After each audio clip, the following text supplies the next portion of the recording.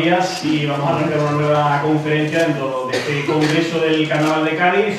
Bienvenidos a los que se incorporan de nuevo y bueno, los que llevan aquí ya toda la mañana porque sigan disfrutando, porque también pues tuvieron la oportunidad de estar aquí desde la inauguración de ayer.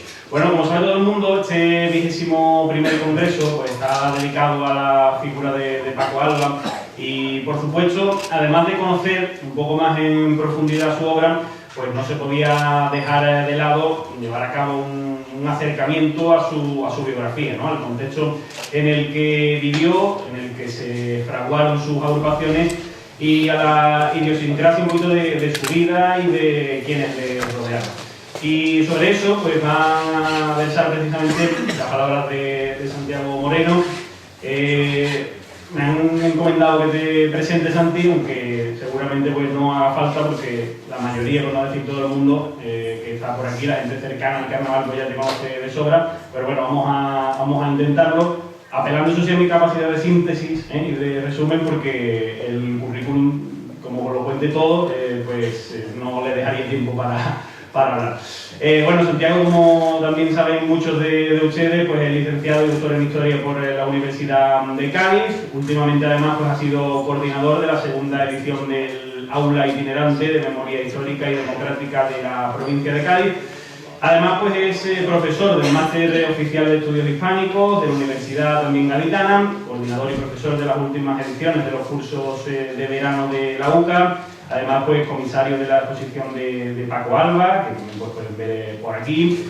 Y también gerente de la empresa Una de 3000 Historias desde 2015, empresa especializada en rutas culturales y educativas basadas en investigaciones históricas.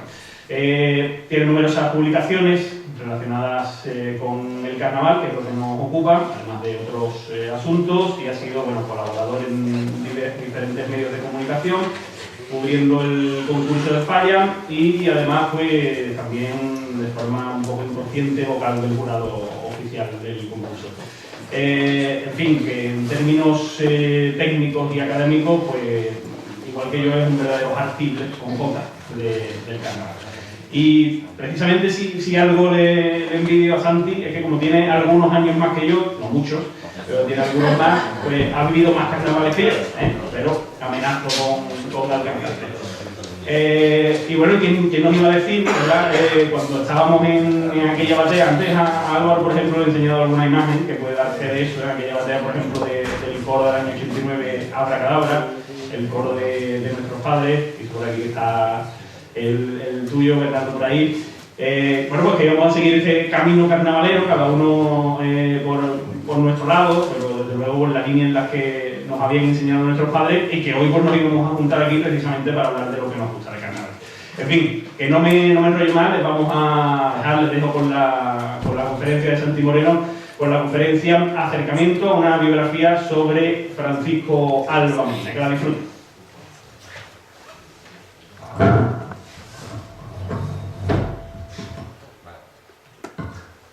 Buenas tardes.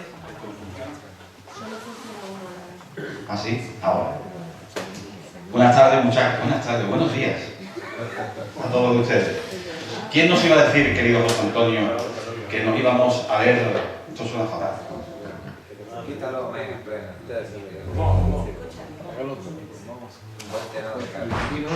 Santi, ponte de aquí que no... ¿Sí? ¿Así? ¿Ustedes me escuchan? Sí. Ya está. Quería decir, querido José Antonio, que quién nos iba a decir que nos íbamos a ver aquí después de haber pasado esas vicisitudes en la carroza de un coro tan chulo como Abracadabra. Abracadabra, un coro del año 89, donde fue jurado Javier Osuna, que al cantar en el Teatro Andalucía le echaron tanto humo en la presentación que las 3 primeras filas de la Andalucía salieron corriendo creyendo que se estaba quemando el escenario. Esto lo hacía. Es más chico, pero... Alberto, ¿dónde estás? ¿Alberto? Está afuera. Alberto. Aquí. Ah, está ahí al fondo. Estos minutos me lo descuentas. No, tienes 32 minutos. 32 minutos a partir de ahora. Vale. Bueno, antes de comenzar, yo lo que quería hacer era daros las gracias a todos los asistentes, así como al maravilloso equipo que se ha formado para este congreso y, como no, dar las gracias a Javi, al propio Alberto, a María Luisa Páramo, a Álvaro Pérez, al incansable Felipe Barbosa y no me deja nadie. Estrella. Ay, Estrella, por favor, como se me puede olvidar, la doctora Fernández. Y también agradecer a esas otras personas que han colaborado y que colaboran con el Congreso, a pesar de que no son de la Comisión Científica, por poner un ejemplo, a esos realizadores de cámara que tenemos, como pueden ser Domingo y Pedro Vergara, que también está por ahí, así como algunas ayudas puntuales como la de Jaime Fernández de la Puente. También agradecer a las distintas administraciones y entidades privadas que colaboran con el Congreso y que es posible que esto sea una realidad. Me ha tocado hacer el acercamiento a una biografía, a una historia de vida sobre Francisco Alba Medina. Lo que pasa es que antes de comenzar, y voy a intentar ir muy deprisa, pero antes de comenzar lo que quiero es hacer dos anotaciones que para que ustedes la tengan claro. Lo que yo voy a hablar en la mañana de hoy, por un lado, no me voy a ceñir a contar que Paco Alba en 1953 escribió Los vendedores de marisco y luego termina con Los belloteros. Eso se sabe de sobra, está publicado, incluso yo diría que en repetidas ocasiones, y eso lo vamos a evitar. Por otro lado, la biografía que yo voy a esbozar no es una biografía lineal. Paco Alba nació en Conil en 1918.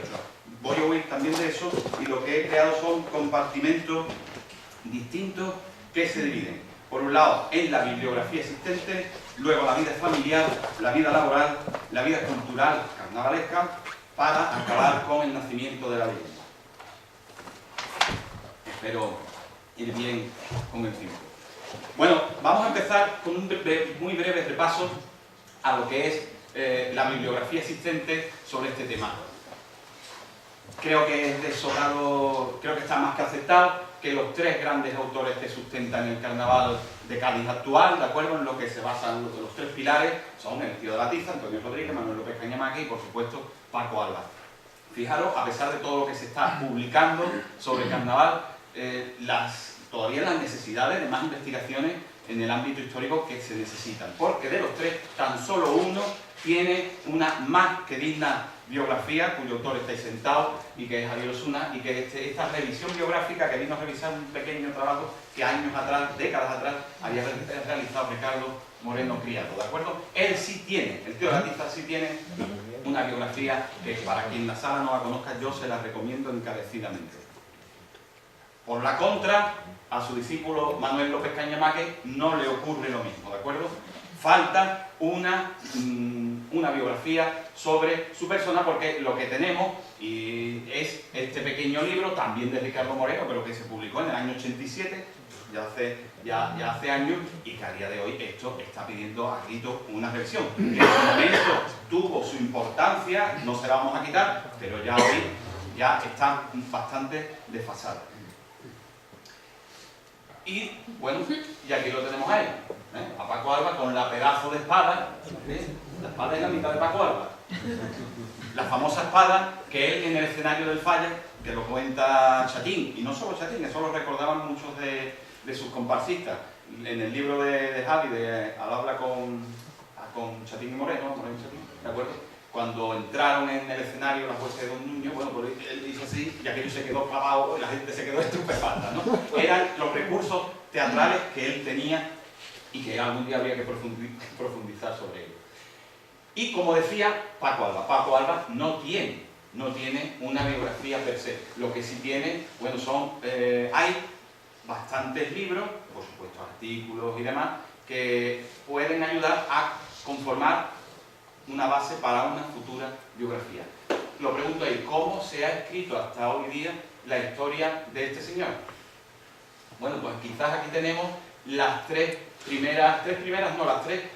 principales obras que se centran solo en Paco Alba, ¿de acuerdo?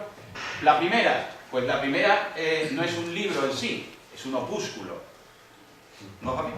Es un opúsculo, un pequeño cuadernito, que se edita a finales de los años 70, está seriado, es muy curioso y muy difícil de encontrar. Lo coordinó Pepe Berenguer, y fue para sufragar el gasto del busto que se le pondría después. Lleva un texto de Miguel Villanueva, ¿de acuerdo? Pequeño, porque ya digo que el opúsculo es pequeño en sí, y luego pues viene un listado de sus agrupaciones y una selección de coplas. Esto fue más que superado por esta obra de finales de los años 90, dentro de los libros que saca el Aula de Cultura del Carnaval de Cádiz, allí pues, que fue una obra que fue recopilada por el difunto José López Prat, que tenéis a la venta algunos ahí, y que recopila la inmensísima, yo diría que el 90 y tantos % de las coplas de Paco Alba. 10 años después aparece este libro de difusión, también de López Prat, de Pepe Vázquez, y aquí tenemos a Eugenio Mariscal, ¿de acuerdo? Que es un libro pequeño dentro de esta colección y que aglutina pues lo que fue la vida de Paco Alba a grandes rasgos con un CD. Sin embargo, luego, a posteriori, han seguido saliendo libros que algunos no son libros dedicados a Paco Alba, pero han incluido en su interior pues unas galerías biográficas donde se encuentran a Paco Alba. Y el primero que lo hace Javier Osuna con su Cádiz Cuna de dos Cantes, con ese apéndice magnífico de biografías de flamenco y de comparsistas, donde se incluye a Paco Alba, donde recopila todo lo dicho hasta ese momento y aporta información. Algo muy parecido hizo Ubaldo Cuadrado en su Carnaval de Cádiz en el siglo XX. Y yo mismo, niños y niñas, esto no lo hagan. No hay que citarse a sí mismo, pero no importa, usted me lo permite, que para eso sábado por la mañana. Entonces, yo aquí, y en este libro que saqué, copiando a Osuna, yo también quise hacer mi propia galería biográfica de autores de los años 50, pero huí de hacer una biografía tal cual de Paco Alba, porque ya había dos. Entonces lo que hice fue una pequeña reflexión sobre lo que era su personalidad, lo que era su obra. Eso es a grosso modo. Luego hay multitud de libros donde podemos encontrar momentos, pinceladas, que nos pueden venir muy bien para una futura biografía. Yo destaco 3, por favor, que no se me enfade nadie si no ven aquí su libro, ¿eh? Yo sé que hay más, libros, pero destaco 3 que tienen una característica similar, y es que están basados en historias de vida de comparsistas en general, ¿de acuerdo? El primero, esto es magnífico, siempre lo recomendamos, Conversaciones con los viejos comparsistas, de Pepe Vázquez y Alejandro Acedo. No sale Paco Alba, pero sí sale, es entrevistado el Sopa, que fue uno de sus comparsistas, pero también sale, por ejemplo, José Quintana, que fue un contrincante. Ambos hablan de Paco Alba y de ambas entrevistas se pueden sacar cosas de cuestiones sobre el autor de Conil, ¿de acuerdo? Luego está este otro que es muy desconocido, es una especie de memoria. El estudio del Carnaval en Cádiz está muy falto de publicaciones de memorias de los comparsistas, pero Lord Márquez, que fue uno de los comparsistas de Paco Alba, en el año del salió de las huestes y en Los Pajeros, el que tiene este pequeño librito, también nos puede venir muy bien para un estudio sobre él. Y por supuesto, el último, de Habla con el Moreno y Chatín, donde por supuesto, si alguien quiere hacer una biografía de Paco Alba, tiene que acudir a dicho libro. Vale. Vamos a entrar entonces, como decía, en la vida familiar, que posiblemente pues sea, digamos, una de las partes más desconocidas. Aquí vemos a un jovencísimo Paco Alba con sus 2 sobrinas, ¿de acuerdo? 2 sobrinas que son hijas de una de sus hermanas, son hijas de Carmen, que ahora os iré presentando, porque no sé si conocéis la historia de la familia Alba Medina. Estamos haciendo una especie de árbol genealógico. Yo no soy amante de estas cosas, esto suena mucho al medievo, ¿verdad? Pero se salta un poco de Paco Alba, que es necesario, ¿de acuerdo? Paco Alba, lo sabemos porque se ha reproducido multitud de veces, ¿es hijo de quién? De Josefa Medina Zahara. Zahara, depende del documento, aparece una forma escrita. Y Francisco Alba Romero. A su vez, Josefa es hija de Juan Medina Flores, Juana Zahara Sánchez, y Francisco Alba, su padre, pues Marcos Alba Ortiz y Isabel Romero. Él nace en Conil, lo sabemos de sobra, sus padres son nacidos en Conil, pero conforme vamos avanzando hacia arriba en la estructura, lo que es la estructura familiar, vemos que la familia Paco Alba, muchos de sus miembros no eran de Conil, ¿de acuerdo? Tenemos a Isabel Romero, que creo que era de Vejer, Juan Medina no Juan Medina, no, los padres de Juan Medina, es decir, los bisabuelos. Los bisabuelos de Paco Alba, uno era de Cádiz Capital, ella era de Cádiz Capital, él era de... lo diré, él era de... bueno, no lo recuerdo ahora. La cuestión es que conforme se va ascendiendo en la línea familiar, son todos de la provincia de Cádiz, de la Bahía y de las Andas, ¿de acuerdo? Muy curioso el dato, que nos vemos al abuelo de Paco Alba, Marcos, porque luego Paco, a uno de sus hijos, le llamará propiamente Marcos. Vale, dale hacia adelante. Voy a hacer, de vez en cuando, voy a poner algunos textos de entrevistas que se le realizaron. Son entrevistas que son bastante conocidas, pero yo voy a intentar sacar un poco más, ¿de acuerdo? Aquí vemos su Conil natal. Y vamos a leer sus declaraciones. Nací en Conil, un pueblo marinero y agrícola de la provincia de Cádiz, según la enciclopedia, uno de los que tienen las mejores playas de España. Esto lo podrían corroborar muchos sevillanos, que son los que más frecuentan en épocas de baño. Estamos a principios de los 70 y llegan los sevillanos allí, ¿eh? Pues bien, allí nací el 22 de abril de 1918. Soy el pequeño de 6, contando a uno que nació muerto, que fue el que salió ganando. Esto no tengo tiempo, pero esto para analizarlo es genial. Ella está enfermo y está diciendo que el que sale ganando es el que ha muerto. Aquí Paco, yo creo que los últimos años no estaría el hombre muy bien, ¿eh? Sí, mi padre fue un hombre de varias actividades, esto también es muy curioso, aunque todas muy cómodas. ¿Cómo, verdad? Esto no le ocurre a Paco, esto le ocurre a todo el mundo. Cómo se autodefiende, cómo defiende a su padre, que a pesar de que va pasando de un oficio a otro sin nada, barbero, sacristán, músico, vendía máquinas de coser, velas lápidas, pero él dice, pero es que eran muy cómodas. No tenía estabilidad, pero era muy cómoda. Es una autodefensa, una defensa que hace, y por supuesto ese dato más que conocido, que también escribía comparsa. El texto, además de lo que digo, también es muy interesante el hecho de, según la enciclopedia, y es que Paco Alba era un auténtico flipado de la lectura. Es que lo dice Katy, su propia hija, que es que él se compró la enciclopedia. Señores, estamos hablando de un listero de astillero. De hecho, sabe la descripción de Conil porque la ha leído ahí. Muy pronto muere su padre, dato también que se conoce, se sabe perfectamente que queda huérfano. Hoy día sabemos, gracias al archivo parroquial de Conil, que su padre fallece en 1920, cuando él apenas tiene 2 años, de una peritonitis. Él dice que queda desamparado en esa declaración de ABC, pero luego, a los 2 días, en otra entrevista, se desmiente. Él se queja de que no quedan desamparados, ¿de acuerdo? Y le ponen un despacho de pan, esto también es muy conocido, a su madre. Al paso del tiempo el negocio, esto es muy interesante, el negocio vino a menos, la competencia, la fía, que si cuando se termine la almadraba, que si cuando se acabe la ciega, ese Conil marinero y agrícola, ¿de acuerdo? Pero se terminaba todo y los que cobraban eran los taberneros. Estamos hablando del puro alcoholismo que hay en los jornaleros de los pueblos, ¿de acuerdo? Y eso, por eso se van a ver así, desamparados, la familia de Paco Alba. Si tenía que pagar 20, pagaba 5, y cuando se terminaba el dinero, otra vez a la panadera. Promesa, juramento, ¿y quién deja a los niños sin pan? Ese es el drama de la familia Paco Alba, de que esto que está sucediendo no en Conil, sino en multitud de pueblos y ciudades de España, y es que los obreros, con ese tipo de vida que llevan, terminan reventadísimos y luego se refugian en la taberna. Esto también nos habla de cómo era el Conil de principios del siglo XX. Un Conil que ideológicamente el movimiento obrero allí era bastante flojo, porque allá donde hay siempre luchas obreras y tal, siempre se intentaba erradicar ese alcoholismo, esa forma de vida, de terminar de trabajar y irte a la taberna, que es el denuncia.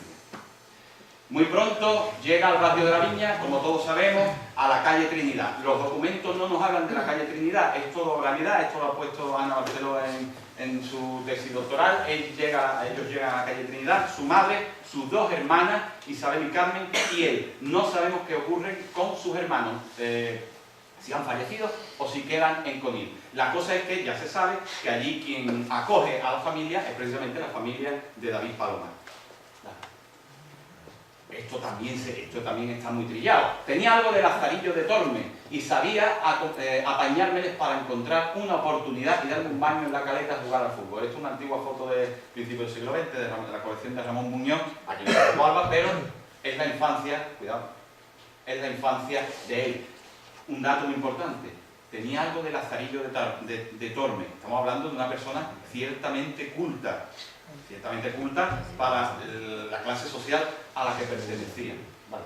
Este es el documento que Javi y yo reproducimos en la exposición, que es la primera vez hasta el día de hoy que sabemos de donde la familia de Paco aparece en los documentos del Archivo Histórico Municipal. Es la calle San José 63, ¿de acuerdo? Y por aquí, aquí está, Josefa Medina Zara, Isabel, sí, Alba Medina, Francisco Alba Medina. No está Carmen. ¿Dónde está Carmen? Pues Carmen, según cuenta el sobrino nieto Antonio Gamaza, Carmen vivía en la calle 64, ¿de acuerdo?, con su marido, del que ahora hablaremos más tarde, porque se ha puesto últimamente de moda decir que el cuñado de Paco Alba era Manuel de la Pinta, ¿verdad? Como así es. Pero es que hay otro cuñado. Aquí vemos al joven Manuel de la Pinta, este dato que no sabía nadie, ¿verdad? Este es el joven Manuel de la Pinta. Hay unas declaraciones a otra entrevista a Antonio Burgos, en el año 69, que son también dignas de tenernos, ¿de acuerdo? Decía así Paco Alba: entonces empezaron las alternativas que he tenido en la vida.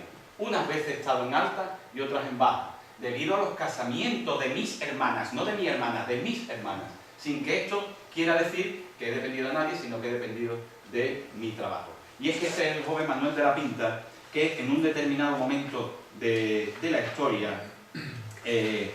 aparece y, bueno, termina siendo la pareja de Isabel, de su hermana Isabel. Vamos a detenernos brevemente, aunque esto, como digo, se sabe de sobra hace ya muchos años, en hablar un poco de este señor que llegó a ser médico, que era joven estudiante de Málaga, que vino a estudiar medicina, republicano, discípulo de Emilio de Sola Ramos, que fue el primer alcalde republicano de Cádiz, que arrebató la alcaldía por las elecciones a Ramón de Carranza, y él llega a ser alcalde entre el 33 y el 34, y ya luego, a raíz de las elecciones donde sale victorioso el Frente Popular, pues vuelve a la alcaldía hasta que se da el golpe de Estado del 18 de julio. Dale, por favor. Aquí vemos una de las fotos de la celebración de aquella victoria del Frente Popular, ¿de acuerdo? La plaza de San Juan de Dios, abarrotada la gente, el edificio Maya, y por supuesto aquí en el balcón seguramente ahí esté Manuel de la Pinta y esos tres carteles que esa manifestación que se produjo por Cádiz pues llevaban. Esto lo sabemos gracias a la prensa y ahora porque lo describen, y gracias también a la foto. Aunque no se ve muy bien, aquí tenemos a Lenin, aquí tenemos a Largo Caballero y aquí tenemos a Thalmann, que era un antifascista alemán que había sido detenido por Hitler en el año 33 y que en España se pedía su liberación. A Thalmann luego lo fusilarían los nazis. La desgracia del cuñado, las desgracias que él anunciaba de Manuel de la Pinta es que el golpe de Estado, como todos sabemos, le pone en Madrid, ha sido unas oposiciones a catedráticos, oposiciones que aprueba pero nunca llega a disfrutar. Porque cuando él se entera de la sublevación, en vez de quedarse en Madrid, lo que hace es que se coge un tren y se viene para Cádiz. El tren queda parado en Córdoba, sacan a todo el tren, a los diputados de la provincia de Córdoba, los sublevados los cogen y los terminan fusilando. A él nadie lo conoce en Córdoba, se queda allí, ¿de acuerdo? Hasta que unos carlistas requetés de Cádiz lo ven, han pasado una semana, lo ven, lo siguen, lo atrincan, lo mandan para Cádiz y lo terminan fusilando. Ojo al diario de Cádiz, 18 de septiembre de 1933. El capitán jefe de este primer requete de Cádiz, don José María Cabeza y Fernández de Castro, agregado a la columna del excelentísimo señor general Varela, el gran carlista, no se equivoquen ustedes, en despacho telegráfico impuesto en Córdoba a las 13 horas del día de ayer, dice al comandante jefe provincial del mismo, don Gabriel Matute, lo siguiente. Gabriel Matute es el jefe de los requetés, de los carlistas de Cádiz. Tiene una calle. Por elementos de este requeté ha sido detenido el alcalde socialista enchufista Pinta, lo que participo para su debido conocimiento. El alcalde socialista, no era socialista. Él era de izquierda republicana, los socialistas eran otros. Enchufista. Esto es digno de analizar, ¿de acuerdo? Pero luego no tomamos un café porque no da tiempo. Aquí lo tenemos a él, al general Varela, para que ustedes lo reconozcan, ¿vale? Y aquí tenemos a la sufrida madre de Paco Alba. que tuvo que vivir todo aquello. Y que según cuenta la familia, como Manuel de la Pinta, cuando lo fusilan el 30 de septiembre en los fosos de Puerta Tierra, su familia no está aquí porque eran malagueños, ella es la que se hace cargo del cuerpo, tiene que ir a ponerle sobre el rostro el pañuelo, ¿de acuerdo? Esta foto no es de Josefa Medina ya anciana, ni mucho menos, esta es Josefa Medina en el año 38. Ella va a morir a finales de un poco antes de que fallezca el propio Paco, ¿de acuerdo? Ella muere muy mayor. Aquí tenemos a la familia antes del golpe de Estado de 1936. Ya hacía años que había muerto el padre, su madre Josefa y los 3 hijos que vienen a cargo. María, Isabel, que en algunos documentos aparece como Isabel Josefa, y Francisco. Francisco, un joven soltero, el más joven. Isabel con su compañero Manuel de la Pinta, el alcalde de la ciudad. Y ojo, al otro cuñado, José María Molina, padres a su vez de esas 2 niñas que yo he puesto antes. ¿De acuerdo? Dale, por favor. Dale para atrás, dale para atrás. ¿Qué va a ocurrir? Ya hemos visto que Manuel de la Pinta fallece. Manuel de la Pinta lo asesinan. Pero ojo, esto que se va de aquí es prácticamente lo que pasó a raíz del golpe de Estado, y es que hay familias que prácticamente van a desaparecer o se les va a aniquilar. A la familia de Paco Alba le va a ocurrir algo por el estilo. Todo esto entiendo que debe ser hay que tenerlo en cuenta si alguien quiere estudiar a Paco Alba, porque esto le tiene que marcar a cualquiera. De las 6 personas van a sobrevivir 2, el propio Paco y su madre.